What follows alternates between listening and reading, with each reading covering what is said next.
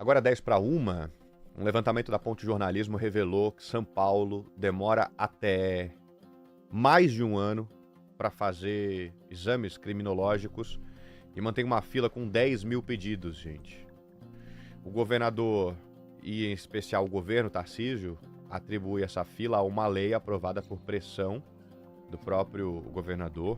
E a situação foi revelada após Lenilda de Fátima dos Santos ser mantida presa à espera do exame. A idosa de 63 anos, gente, morreu 4 dias após ser solta em São Paulo. Quem nos conta mais detalhes sobre a apuração é o repórter Paulo Batistella, que está conosco aqui no estúdio ao vivo mais uma vez. Paulo, seja bem-vindo novamente ao Conexão. Prazer enorme ter você aqui. Boa tarde. Boa tarde, Lucas. Boa tarde a todo mundo que nos acompanha e agradeço pelo espaço. A gente que agradece também sua participação aqui. Vamos aprofundar e nos debruçar sobre esse caso da Lenilda, né? Qual que era o quadro dela, qual é a relação da morte também com o que ela enfrentou? Tá, a dona Lenilda é uma idosa de 63 anos, uma mulher negra. Ela estava presa num regime semiaberto no CPP do Butantã, que é uma unidade prisional aqui da cidade de São Paulo. E ela passava por problemas de saúde diversos e vinha já há um tempo pedindo a progressão de regime, para ficasse em regime aberto, né? A pessoa não fica mais dentro da unidade, fica em casa, cumprindo ali uma série de regras, evidentemente, mas podendo ter acesso a atendimento de saúde fora daquele espaço da unidade prisional. Ela pediu por diversas vezes essa progressão de regime. E a partir de determinado momento no ano passado, em novembro, a Justiça criou a exigência, ali atendeu um pedido do Ministério Público, de que ela deveria ser submetida a um exame criminológico. Para quem não sabe muito bem o que é isso, é uma espécie de avaliação multidisciplinar, em geral feita por um psicólogo, um assistente social, sobre as condições daquele apenado, para ver se ele tem, digamos assim, condições, teoricamente, né, de retomar o convívio social. Foi feita essa determinação da justiça para que fosse feito o exame, e a partir dali foi um périplo assim, para a dona Lenilda passar por isso. Ficou ali 5 meses até que houvesse de fato esse exame. Quando ela foi solta, ela já estava com um quadro de saúde bastante agravado. Foi solta em abril desse ano, vomitando dentro da prisão, com dor abdominal. Precisou ir sozinha da unidade até a casa da família e foi dada entrada no hospital. No hospital foi feito ali um exame na triagem, né, que já identificou o nível de glicemia dela, que é a glicose ali no sangue, estava em 909 miligramas por decilitro. Só para ter uma base de comparação, para pessoas que são diabéticas, o normal é de 80 a 130. Nossa. O dela estava em mais de 900. E ela, com essa dor na barriga muito forte, descobriu que ela estava com um quadro ali de abdômen. Deixa eu até puxar o nome aqui, que é um nome difícil. Geralmente é um nome técnico, ou enfim, É um quadro de abdômen agudo vascular. Enfim, necrosou o intestino dela, uma situação muito grave. Ela teve uma infecção ali generalizada e veio a óbito. Morreu 4 dias depois de sair da prisão, depois de passar por todo esse processo, né, de esperar por esse exame dentro da prisão, né? E aí, a partir da apuração de vocês, né, que eu acho que isso é muito interessante ter esse posicionamento, o posicionamento da Secretaria da Administração Penitenciária, qual que foi? Eles falam que não houve nenhuma reclamação no sentido do quadro clínico dela, que receberam o pedido desse exame e fizeram, né? Acho que vale destacar o que é esse exame, né? Eu falei brevemente que é uma avaliação multidisciplinar, só que hoje não existe base científica para a realização desse exame. O Conselho Federal de Psicologia e também o Conselho Federal de Serviço Social, que orienta aí profissionais psicólogos e assistentes sociais, eles próprios já emitiram nota técnica de que esse exame não é capaz de fazer ali uma avaliação de periculosidade da pessoa ou mesmo de eventual reincidência criminal. Não dá para dizer com um exame desse se a pessoa vai voltar ou não a cometer um crime. Ainda assim, esse é um exame obrigatório para que a pessoa possa progredir para o regime aberto.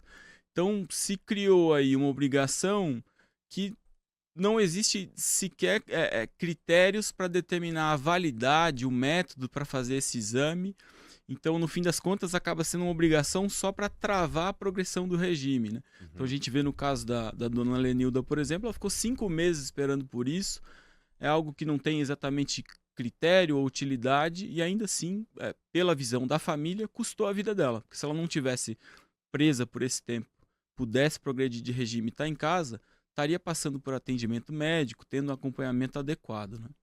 E pensando como funciona esse processo, né, de realização desse exame criminológico. A atual fila tem 10.000 pedidos, é isso que vocês apuraram? Como é que funcionam os critérios para a urgência desses atendimentos, por exemplo? Lucas, essa fila, a gente conseguiu esses dados, né, a partir de um pedido feito via Lei de Acesso à Informação. E a gente vem há muito tempo fazendo esse pedido, com alguma dificuldade ali para a SAP, que é a Secretaria da Administração Penitenciária, né? Quando um advogado ou um defensor público que atua em favor do apenado pede lá a progressão de regime, a Justiça abre possibilidade do Ministério Público se manifestar. O Ministério Público aqui em São Paulo tem sempre solicitado que seja feito esse exame e a Justiça tem acatado esse pedido. Então a Justiça dá a ordem para que seja feito e a partir dali é uma obrigação da SAP fazer esse exame. A questão é que ele não é feito imediatamente. Depende do advogado da pessoa ficar lá insistindo e pedindo para se fazer, questionando o prazo. A gente fez, no caso da dona Lenilda, por exemplo, foram 3 pedidos que o advogado ficou fazendo. Olha, a justiça já deu a ordem, por favor, cumpram, façam o exame. E isso demorou esse prazo de 5 meses. Depois que a gente publicou essas reportagens todas, a gente tem recebido relatos de diversos advogados falando que insistem, fazem o pedido, tem a ordem judicial, aquilo não é cumprido. Gente até que recebeu ameaça, porque às vezes o cliente fala, poxa vida, eu estou pagando para você fazer isso, ir lá na justiça, protocolar e você não está fazendo nada. E na verdade é a SAP que não cumpre aquilo. Então, do que a gente viu, pelo menos até fevereiro desse ano, tinha uma fila de mais de 10.000 pedidos pendentes de serem feitos. A demora está sendo em média de 60 dias, mas teve caso que passou de 1 ano. Chegou a 418 dias para que fosse feito. Para uma emergência de saúde? Exatamente. A pessoa está lá dentro do sistema prisional e isso é importante dizer. A pessoa já cumpriu a pena, ela já teria direito a esse benefício da progressão. Não é que a pessoa está deixando de cumprir o que ela foi condenada. Não, ela cumpriu, ela teria esse direito, mas ela está impedida de progredir de regime por conta dessa obrigação que se criou e não é cumprida efetivamente, não é feito o exame, né? E precisa ter uma cobrança mais efetiva, na visão de vocês, sobre essa falta da administração penitenciária em realizar isso, né? Acho que vale mostrar assim o caminho da política pública, né, que se criou, as consequências que ela tem, né? O descaso também, né, nesse caso. Exato. O exame criminológico ele se tornou uma obrigação a partir da Lei das Saidinhas, que é uma lei de 2024, que o governador aqui do estado de São Paulo, Tarcísio de Freitas, foi um dos articuladores, apesar de ter sido aprovada lá no Congresso Nacional, mas ele cedeu o secretário da Segurança na época, o Guilherme Derrite, para ser o relator dessa lei, que criou essa obrigatoriedade. Isso foi celebrado com aquele discurso que a gente já conhece de populismo penal, de vamos criar regras mais duras, vamos tornar o sistema prisional mais rígido, rigoroso, enfim, criou essa obrigação.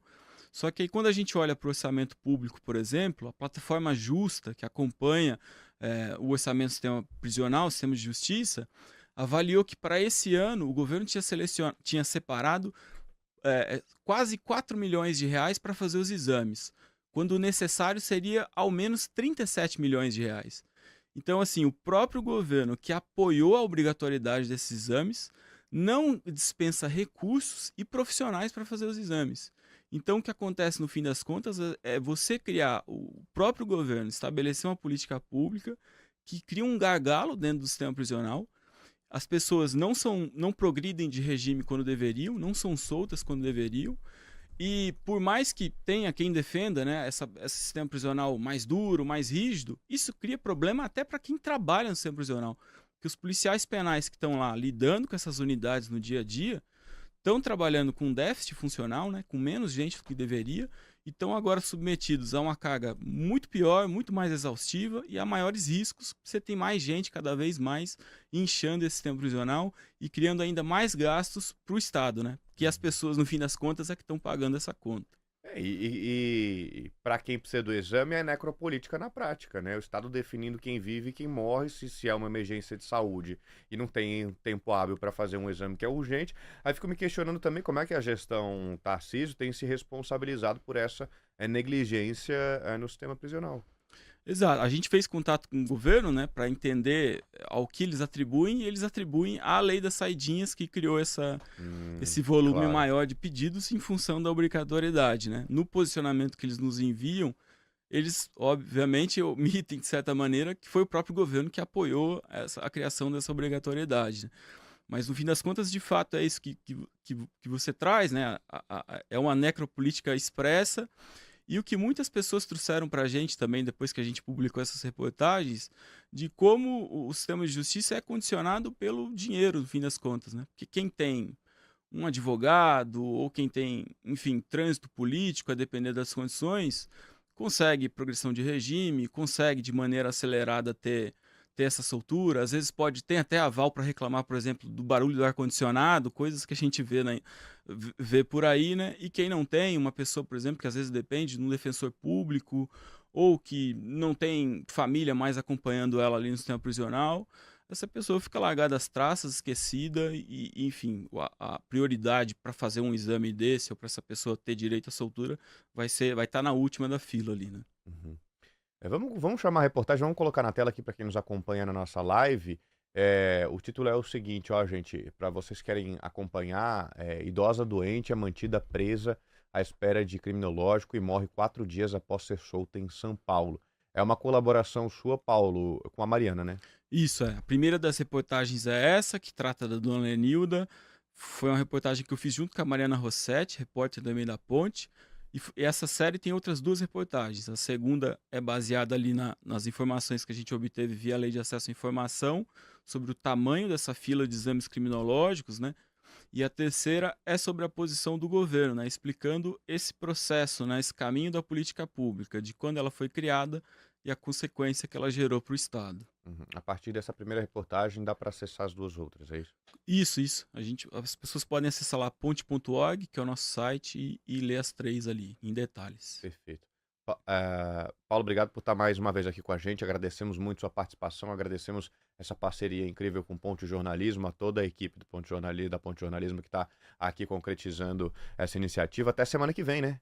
Maravilha, até semana. Até semana que vem. Valeu. Até semana que vem. Bom trabalho para todos vocês, todos e Valeu. todas. Valeu, gente. 1h02. Vamos ver aqui que tem vinheta chegando na nossa programação.